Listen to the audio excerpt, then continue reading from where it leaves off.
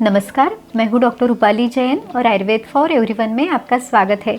Diabetes के video series में ये तीसरा वीडियो है। पहले हमने जो वीडियोस बनाए हैं उसमें हमने देखा कि डायबिटीज़ के बारे में आयुर्वेद में क्या बताया है, यानी इसमें आयुर्वेदिक दृष्टिकोण क्या है और आपकी ऐसी कौन सी आदतें हैं जो आपको डायबिटीज़ के करीब लेके जाती है। तो ये कारण भी आयुर्वेद ने बहुत सारे बताए हैं। तो ये दोनों वीडियो जो है उनकी लिंक डिस्क्रिप्शन बॉक्स में है। अगर आपने ये वीडियोज़ नहीं देखे हैं तो ज़रूर देखिए। आज के वीडियो में हम देखेंगे कि डायबिटिक पेशेंट यानी डायबिटीज़ के जो मरीज़ है उन्होंने उनका खान पान जो है वो कैसे रखना चाहिए, या उनके लिए बेस्ट डाइट प्लान कौन सा होना चाहिए, किस तरह का होना चाहिए। सच पूछिए तो ये जो डाइट प्लान हम इस वीडियो में बताएंगे ये सभी स्वस्थ लोगों के लिए भी है जो ये चाहते हैं कि उनको कभी भी डायबिटीज़ ना हो, या फिर वो लोग जिनकी शुगर जो है वो अभी बॉर्डर लाइन चल रही है, या जिनको एंटी डायबिटिक मेडिसिन अभी चल रही है, या जिनको डायबिटीज़ की वजह से कोई कॉम्प्लिकेशन है जैसे डायबिटिक न्यूरोपैथी है, रेटिनोपैथी है। तो इस तरह की अगर उनको कोई भी तकलीफ़ है तो ये सभी के लिए ये जो डाइट प्लान है ये सबसे बढ़िया है। तो इसकी पूरी जानकारी के लिए ये वीडियो आखिर तक ज़रूर देखिए। इसमें हम आपको 10 टिप्स बता रहे हैं, ये 10 नियम है। इसको अमल करना बहुत आसान है, ये बहुत सिंपल टिप्स है, लेकिन पूरी जानकारी के लिए आपको वीडियो आखिर तक देखना पड़ेगा। और अगर आपने हमारे चैनल को सब्सक्राइब नहीं किया है तो सब्सक्राइब भी ज़रूर कीजिए। आयुर्वेद शास्त्र में खाना बनाने से लेके खाना खाने तक यानी भोजन विधि जो बताई है उन्होंने बहुत सारे उसमें नियम बताए हैं जो आप आसानी से कर सकते हैं। जैसे खाना बनाते समय शांत मन से, प्रसन्न मन से आपको खाना बनाना है, और जो खाना है वो घर पे बना हुआ, सात्विक, ताज़ा, पचने में हल्का हो। इसके साथ ही ये जो खाना है वो अच्छी तरह से आपको जब भूख लगे तभी हमने खाना खाना चाहिए, और जब खाना खा रहे तब भी मौन धारण करके और शांत मन से एकाग्र होकर अच्छी तरह खाने को चबाकर फिर उसका सेवन करना चाहिए। तो इस तरह से काफ़ी सारे नियम इसमें बताए गए हैं और इसमें बहुत ही होलिस्टिक अप्रोच भी बताया गया है। तो इसकी पूरी जानकारी भी हमने जो पहले वीडियो बनाया है परफेक्ट आयुर्वेदिक डाइट प्लान, उसमें हमने बहुत डिटेल में ये सब बताया है, तो वो वीडियोस भी आप ज़रूर देख सकते हैं। डायबिटीज़ के मरीजों के लिए दूसरी टिप या दूसरा नियम है निदान परिवर्जन। निदान परिवर्जन यानी क्या? तो जो बीमारी का जो हेतु है उसको दूर करना, यानी जिन कारणों से वो बीमारी हुई है उसको दूर करना। तो हमारा जो पिछला वीडियो था उसमें भी हमने ये जो कारण है वो पूरी तरह से हमने वो डिटेल में देखे हैं। उसमें चरक ऋषि इन डायबिटीज़ के कारणों को बताते हुए कहते हैं, आस्या सुखम स्वप्न सुखम दधीनि ग्राम्योदकानुपरसाहा पयांसी नवान्न पानम गुड़वैकृतम च प्रमेह हेतु कफकृच्च सर्वम। देखिए आयुर्वेद ने प्रमेह ये व्याधि बताया है और प्रमेह के 20 प्रकार बताए हैं, तो उसमें से एक है मधुमेह। तो ये सभी जो कारण बताए गए हैं तो उसमें खान पान से संबंधित जितने कारण हैं, यानी दही का बहुत ज़्यादा अगर आप इस्तेमाल करते हैं, बहुत ज़्यादा दही खाते हैं, या फिर रात को आप दही खाते हैं, या फिर हर रोज़ ही खाते हैं, तो ये भी अच्छा नहीं है। या फिर जिनके खाने में द्रव पदार्थ ज़्यादा है, या जो लोग बहुत ज़्यादा पानी पीते हैं, या फिर आप नॉनवेज बहुत ज़्यादा खाते हैं, या फिर जो अनाज है या जो चावल है वो नया जो चावल है या नया अनाज है उसे इस्तेमाल करते हैं, या मीठा बहुत ज़्यादा खाते हैं, हर रोज़ आपके खाने में बहुत ज़्यादा मात्रा में मीठा रहता है, या फिर गुड़ या गुड़ से बने जो पदार्थ है उसको आप बहुत ज़्यादा इस्तेमाल करते हैं, तो ये सभी चीज़ें जो है ये शरीर में कफ को बढ़ाने वाली, क्लेथ को बढ़ाने वाली, और उसकी वजह से फिर ये डायबिटीज़ को बढ़ाने वाली है। तो इस तरह से आचार्य चरक के अनुसार ये जो सभी कारण हैं इनको दूर करना बहुत ज़रूरी है। इसके साथ ही जो आचार्य सुश्रुत है उन्होंने भी इसमें कुछ कारण बताए हैं। जैसे अगर आप बहुत शीत यानी बहुत ज़्यादा ठंडी चीज़ें खाते हैं, जैसे आप अगर फ्रिज में रखा हुआ बहुत ज़्यादा खाते हैं, या बार बार उन चीज़ों का सेवन करते हैं, या फिर स्निग्ध यानी आप बहुत ज़्यादा तला हुआ या चर्बी युक्त आप खाते हैं, या बहुत ज़्यादा मीठा खाते हैं, तो ये चीज़ें भी सभी डायबिटीज़ को बुलाने वाली है। तो इन सभी चीज़ों से हमें बचना चाहिए। तीसरी टिप है षड्रसात्मक आहार। देखिए जैसे ही आपका ब्लड शुगर लेवल ज़्यादा आता है तो आपका जो मीठा खाना है या खाने में जितनी भी मीठे चीज़ें हैं वो सभी बंद की जाती है।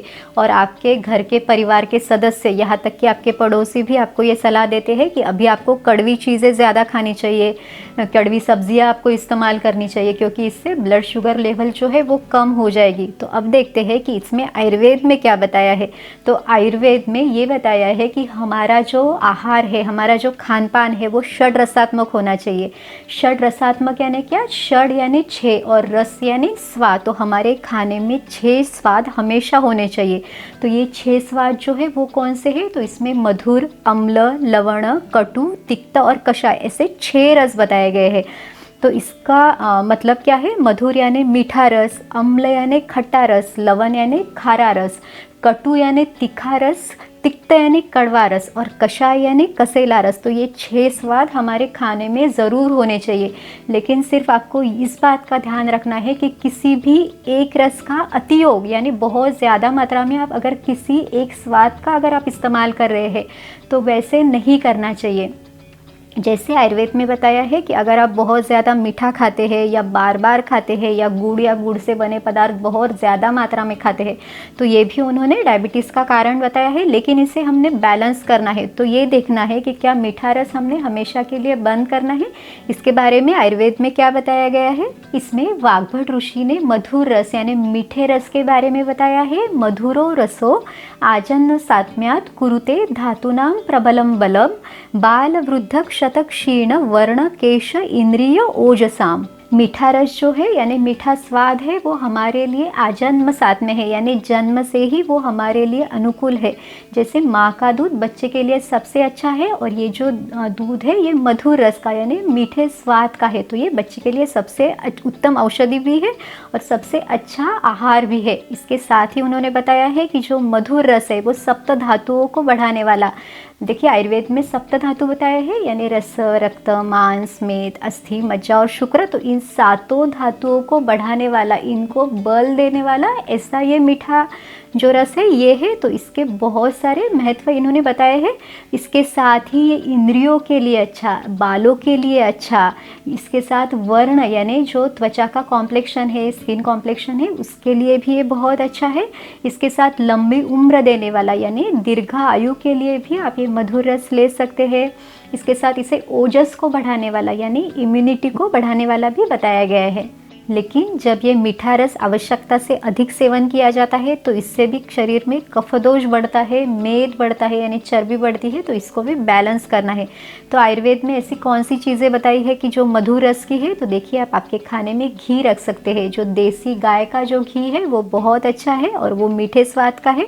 तो इसे आप हमेशा आपके खाने में रख सकते हैं। तो आपको लेना कितना है? छोटे चम्मच से 2 से 3 चम्मच आप दिन भर में इसे ले सकते हैं। इसके साथ ही उन्होंने मधुर रस, सोना इन्होंने बताया है। तो सुवर्ण सिद्ध जल आप ले सकते हैं यानी पानी को उबालते समय उसमें सोने का छोटा सा टुकड़ा यानी गोल्ड जो है एकदम प्योर फॉर्म में है ऐसा टुकड़ा आप उसमें डाल के पानी को उबाल सकते हैं। तो ये भी आप सेवन कर सकते हैं। इसके साथ ही उन्होंने और भी कुछ चीज़ें बताई है। जैसे उन्होंने शहद बताया है। तो पुराना जो शहद है वो कफ को भी कम करता है और वो मधुर रस का भी है। तो इसका सेवन भी आप कर सकते हैं। इसके साथ ही जो सीजनल फल आते हैं उनका सेवन आप कर सकते हैं। हो सके तो जो शुगर फ्री की टैबलेट्स है या फिर आर्टिफिशियल स्वीटनर है उनको खाने से आप ज़रूर बचें। इसके साथ ही आयुर्वेद में मधुर स्कंद यानी कुछ औषधियाँ भी बताई है। तो इसमें फिर उन्होंने शतावरी है, बला, अतिबला, नागबला, विदारी कंद, जीवक, वृषभक ऐसी बहुत सारी दवाइयाँ भी इस मीठे रस की बताई हुई है। कड़वे रस के भी बहुत सारे फायदे वाग्भट ऋषि ने बताए हैं। आयुर्वेद में इसे तिक्त रस कहा गया है। तिक्त यानी कड़वा रस। तो देखिए इसके भी बहुत सारे फायदे हैं। ये जो कड़वा रस है ये बुखार को कम करने वाला है। शरीर में अगर कहीं भी जलन है तो उसे कम करने वाला है। अगर कृमि है तो उनको कम करने वाला है। इसके साथ ही शरीर में अगर कफ ज़्यादा बढ़ा हुआ है तो कफ को कम करेगा, मेद को कम करेगा, क्लेद यानी अगर चिपचिपापन है तो उसको कम करेगा। और इस सभी कारणों से ये डायबिटीज़ को भी कम करता है। तो आप कौन कौन सी चीज़ों का इस्तेमाल कर सकते हैं? जैसे आप करेले की सब्ज़ी बना के ले सकते हैं या फिर जैसे नीम के जो पत्ते हैं 4 से 5 पत्ते चबा चबा के आप ले सकते हैं। इसके साथ ही जो मेथी की सब्ज़ी है उसे भी आप ले सकते हैं। इसमें सिर्फ ध्यान इतना रखना है कि जो मेथी की सब्ज़ी है वो जिनको एसिडिटी है या फिर पेट में, सीने में जलन है उन्होंने मेथी की सब्ज़ी जो है वो नहीं लेनी है। या फिर आप उसमें जो मूंग की दाल है उसको भिगो के इस सब्ज़ी बनाते समय आप इसमें डाल सकते हैं। इसमें आप घी का छौंका दे सकते हैं, इसमें धनिया जीरा ये भी डाल सकते हैं। तो ये सभी चीज़ें बहुत अच्छी है। इसके साथ ही जो गिलोय की बेल है उसके जो पत्ते हैं उसकी सब्ज़ी भी आप बना सकते हैं, या फिर जो गिलोय का कांड है उसका काढ़ा बना के उसको भी आप सेवन कर सकते हैं। लेकिन कितना लेना है, 20 से 30 ml आपने इसे लेना है। लेकिन जो लोग करेले का जूस पूरा ग्लास भर के सुबह सुबह लेते हैं तो ये अच्छा नहीं है, क्योंकि इतना ज़्यादा क्वांटिटी में जब हम ये जूस लेते हैं, एक तो ये पचने में भी बहुत हेवी रहता है और इस इतने सारे कड़वे रस की ज़रूरत भी नहीं है। और डायबिटीज़ का जो कारण है उसमें भी द्रव अन्नपान यानी जो लिक्विड डाइट है वो बताया है। तो इस तरह से अगर आप लेंगे तो आपको उतना फ़ायदा तो मिलेगा नहीं, या फिर उसका नुकसान भी आपको हो सकता है। और एक बात और भी है, अगर कड़वा रस बहुत ज़्यादा दिनों तक अगर आप लेते हैं तो इससे फिर वातदोष भी बढ़ सकता है, ये धातु क्षय भी करता है, ये भी आचार्य वाग्भट ने बताया है। देखिए आयुर्वेद में स्थूल प्रमेही और कृश प्रमेही ऐसे 2 प्रकार बताए हैं। यानी जो लोग थोड़े से मोटे हैं या जिनमें वज़न ज़्यादा है, चर्बी है या कफ की विकृति से जिनको डायबिटीज़ हुआ है, तो इस तरह का जो ग्रुप है उनको अगर उन्होंने कड़वा रस लिया भी तो भी उनको उससे फ़ायदा होगा। लेकिन जो लोग कृश है यानी जो दुबले पतले हैं या जिनके शरीर में ऑलरेडी वात ज़्यादा है, अगर उन्होंने ये कड़वा रस या फिर कसेला रस बहुत ज़्यादा लिया तो उनका ये जो वात है ये बहुत ज़्यादा बढ़ेगा और इसकी वजह से फिर उनको भूख ज़्यादा ना लगना या फिर जोड़ों में दर्द होना, बहुत थकान महसूस होना, ये सभी तरह की तकलीफ़ें हो सकती है। तो इस बारे में बहुत ध्यान रख के ही इस रस का भी आपने सेवन करना है। आयुर्वेद में डायबिटीज़ के लिए एक बहुत ही अच्छी औषधि बताई है। ये बहुत आसान लेकिन उतनी ही असरदार है। इसे कहा जाता है निशा आमलकी योग या हरिद्रा आमलकी योग। देखिए निशा या हरिद्रा यानी हल्दी जो टर्मरिक है इसे हरिद्रा या निशा कहा जाता है, और आमलकी यानी आंवला। तो सिर्फ ये 2 चीज़ें उसमें चाहिए। उसमें भी जब आपको आंवले बाज़ार में मिलते हैं तो एक आंवला लेना है, उसको कद्दूकस करके फिर उसके ऊपर आप 2 से 3 चुटकी आप उसमें हल्दी डाल सकते हैं और इसे सुबह खाली पेट आपने लेना है। अगर आप उसका रस निकालते हैं, आंवले का अगर रस निकालते हैं तो इसे 15 से 20 ml ये आंवले का रस और उसमें भी आप 2 चुटकी आप हल्दी डाल के सुबह सुबह इसे ले सकते हैं। या फिर अगर आपको हल्दी अगर गीली मिलती है तो हल्दी को भी थोड़ा सा कद्दूकस करके वो आप आंवले के साथ ले सकते हैं। या फिर अगर आपको आंवला नहीं मिलता या हल्दी भी नहीं मिलती तो फिर आप आंवले का चूर्ण लाके आधा चम्मच जो है वो आंवले का चूर्ण और उसके साथ थोड़ी सी हल्दी आप ले सकते हैं। ये बहुत आसान लेकिन बहुत असरदार है। जैसे हमने बताया कि जो आंवला है वो उत्कृष्ट रसायन है और हल्दी तो हमारे खाने में भी रहती है, और ये दोनों चीज़ें जब साथ में दी जाती है तो ये डायबिटीज़ के लिए एक बहुत अच्छी औषधि है। अब देखते हैं कि जो अचार हम खाते हैं या जो मसाले हमारे रसोई में होते हैं तो क्या वो डायबिटीज़ में औषधि जैसा काम कर सकते हैं। तो देखिए जब हम अचार बाहर से लाते हैं यानी रेडीमेड अचार पैक किया हुआ हम लाते हैं तो उसमें काफ़ी सारे प्रिजर्वेटिव्स है या फूड कलर्स है, ये सभी डले हुए रहते हैं। या फिर उसमें उसको कितनी शुद्धता से बनाया गया है ये भी हमें पता नहीं होता, या फिर उसमें तेल कौन सा इस्तेमाल किया गया है ये भी हमें पता नहीं चलता। तो इस तरह का जो अचार है वो काफ़ी बार पित्तवर्धक होता है। इसलिए आपने देखा होगा कि काफ़ी लोगों को अचार खाने से उनकी एसिडिटी बढ़ती है या फिर सिर दर्द होता है। लेकिन जो अचार हम घर पे बनाते हैं उसको आप डायबिटीज़ की दवाइयों के रूप में आप उसे इस्तेमाल कर सकते हैं। जैसे आंवले का अचार है या फिर हल्दी का अचार है या करेले का अचार है, तो ये डायबिटीज़ की सभी दवाइयाँ हैं। और इसमें जो मसाले डलते हैं यानी जैसे आप हींग डालेंगे उसमें या फिर जीरा है, हल्दी है, तो ये सभी जो है वो भी बहुत अच्छी औषधि है। तो इस तरह से आप अचार का भी प्रयोग कर सकते हैं। इसमें सिर्फ एक बात ध्यान में रखना ज़रूरी है कि जो अचार आप खा रहे हो थोड़ी मात्रा में हो, यानी आपने सब्ज़ी के जैसा उसको नहीं इस्तेमाल करना चाहिए। अचार के बारे में भी हमने एक वीडियो बनाए हैं तो आप उसे भी देख सकते हैं। अगला जो नियम है वो है विरुद्धान्न या अपोजिट फूड कॉम्बिनेशन। देखिए कुछ चीज़ें अगर हम साथ में मिला के खाते हैं तो ये हमारे लिए अच्छा नहीं होता। जैसे अगर आप दही को गर्म कर रहे हैं या फिर दही रात को खा रहे हैं, उसमें कुछ बिना मिलाए आप सिर्फ दही खा रहे हैं या फिर बहुत ज़्यादा क्वांटिटी में खा रहे हैं, तो ये सभी हमारे लिए अच्छा नहीं है। इसके साथ ही शहद को गर्म पानी के साथ लेना ये भी विरुद्धान्न है, यानी ये जो कॉम्बिनेशन है वो हमारे लिए अच्छा नहीं है। अब इसमें देखा जाए तो जो शहद है उसमें भी बताया गया है कि पुराना जो शहद है वो कफ को कम करने वाला और हमारे लिए वैसे तो अच्छा है। इसके साथ ही जो गर्म पानी है वो भी अच्छा है, लेकिन जब शहद और गर्म पानी ये साथ में लिया जाता है तो ये हमारे लिए अच्छा नहीं होता। इसे आयुर्वेद में विरुद्धान्न या अपोजिट फूड कॉम्बिनेशन बताया है। इसके साथ ही जो खट्टे फल है उनको अगर आप दूध के साथ लेते हैं, जैसे आप मिल्क शेक बना के लेते हैं, तो ये भी मना किया गया है। इसके साथ ही बहुत ही अलग अलग फल अगर हम साथ में लेके खाते हैं या फिर उस पर कस्टर्ड वगैरह कुछ डाल के खाते हैं तो ये भी सही नहीं है। बहुत ज़्यादा पानी पीना या बहुत ज़्यादा मात्रा में आप अगर जूस या दूध जैसे द्रव पदार्थ यानी लिक्विड डाइट ले रहे हैं तो आयुर्वेद के अनुसार ये भी डायबिटीज़ का एक कारण है। देखिए, जब आप बिना प्यास के पानी पीते हैं तो ये शरीर में कफ दोष को बढ़ाता है, यहाँ तक कि आम दोष को उत्पन्न करने वाला है।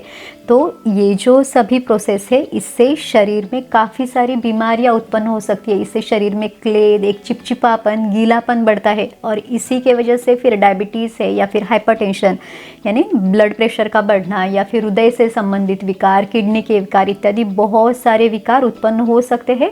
तो हमेशा आपको जितनी प्यास है उतना ही पानी पिए या फिर आपके प्रकृति के अनुसार, आपके यहाँ मौसम कैसा है उसके अनुसार आपको पानी लेना है। अब देखते हैं कि क्या डायबिटीज़ के मरीजों ने थोड़ा थोड़ा खाना थोड़ी थोड़ी देर के बाद खाना चाहिए। इसमें आयुर्वेद में क्या बताया है, तो आयुर्वेद में इसे अध्यशन बताया है। यानी अगर आपको भूख नहीं लगी है, आपका पहले खाया हुआ खाना पचा नहीं है और फिर भी आप खाते हैं तो इसे अध्यशन कहा गया है। और ये शरीर में आम दोष उत्पन्न करने वाला, कफ को बढ़ाने वाला, क्लेद यानी गीलापन उत्पन्न करने वाला है। तो इस तरह से इस अध्यशन से हमेशा बचना चाहिए। इस तरह एक खाना अगर पचने के पहले आप दूसरा खाना खा रहे हैं तो इस तरह से नहीं करना चाहिए। देखिए, आयुर्वेद में अग्नि भी बताया है। तो जो जैसे पित्त प्रकृति के व्यक्ति है तो उनकी तीक्ष्ण अग्नि है, तो ये इनको खाना बहुत जल्दी पचेगा, इनको बहुत जल्दी भूख लगेगी। लेकिन जो अगर कफ प्रकृति के कोई व्यक्ति है तो उनकी मंद अग्नि है, उनको भूख देर से लगेगी, जो खाया है उसको पचाने में उनको समय लगेगा। और जो वात प्रकृति वाले हैं उनकी विषम अग्नि रहेगी, यानी उनको कभी भूख लगेगी कभी नहीं लगेगी। तो आपकी जैसे अग्नि है यानी पचाने वाला आपका जो अग्नि है या फिर पचाने की आपकी जितनी क्षमता है, जैसे आपका डाइजेशन है उसके अनुसार आपने खाना चाहिए। एक ही फिक्स रूल सभी के लिए नहीं है। यहाँ तक कि जैसे अगर किसी की कफ प्रकृति है और वो बार बार खाना खा रहे हैं तो ये जो वो खाना, इससे उनका कफ और बढ़ेगा, उनके शरीर में मेद या चर्बी और ज़्यादा बढ़ेगी, उनका वज़न भी बढ़ेगा और फिर उनकी शुगर लेवल भी बढ़ेगी। तो इन सब के बारे में सोच कर ही आप कितना खा रहे हैं और कब खा रहे हैं, ये इस बारे में आपने जो बातें हैं वो तय करनी चाहिए। तो इस तरह से आज के वीडियो में हमने डायबिटीज़ के मरीज़ों के लिए बेस्ट डाइट प्लान क्या है, उसके लिए 10 टिप्स या 10 नियम कौन से हैं इस बारे में देखा। तो इस पे आप अमल करके ज़रूर देखिए और आपके अनुभव कमेंट बॉक्स में हमारे साथ भी ज़रूर शेयर कीजिए। और अगर आपको ये वीडियो अच्छा लगा तो लाइक, शेयर और सब्सक्राइब कीजिए। फिर मिलेंगे डायबिटीज़ से संबंधित अगले वीडियो में। आयुर्वेद को अपनाइए, स्वस्थ रहिए। नमस्कार।